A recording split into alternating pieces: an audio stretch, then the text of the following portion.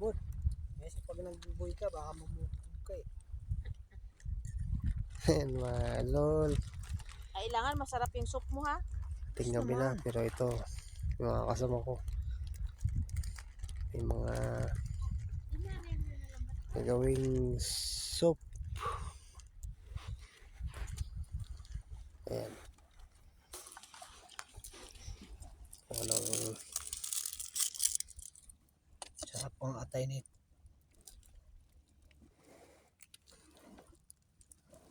ano yun, Col? Nilarang na tagutungan. Tagutungan. Gawin namin soup yan. Ayan, nakuha namin dito sa isla.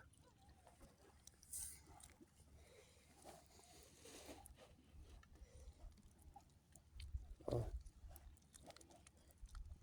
Alisin mo lang yung tinik para madali. oh.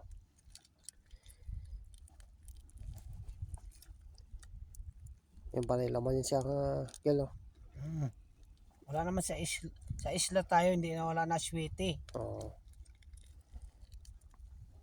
Ano,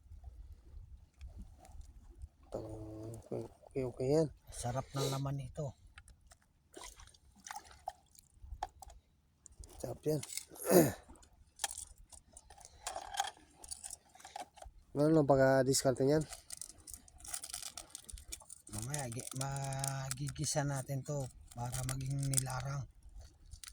Pero simple lang na nilarang to. Oh.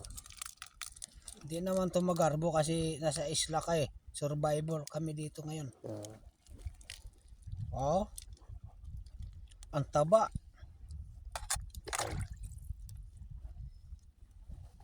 Hindi na kailangan na may aswiti to. Ito pa lang panalo ko na sa atay oh. Oh. Sweetness. Ito pa lang. Ang sarap lang yan. Panalo. Laro na agad. Talagang kahit may sakit ka mapabangon ka nito sa sobrang sarap. Oh. Sigurado pag may sakit ka na may mga shield na nakabara sa mga lalamunan mo. Kumain ka nito, tanggal daig palian ito.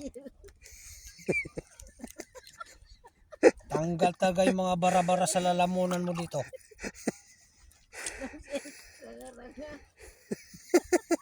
Daig palian na 36.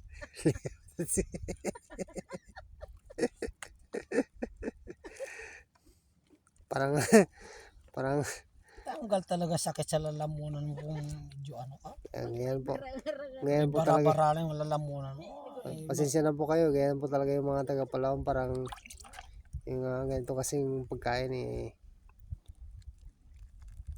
Kumbaga hindi namin napansin dito sa amin eh.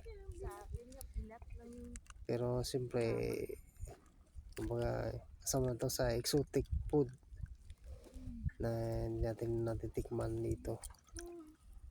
Yan. May magaling na talagang gumagawa nito. Titikman natin ngayon.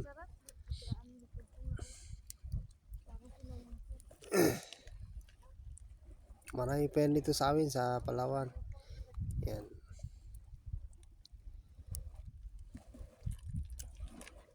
Ito try natin.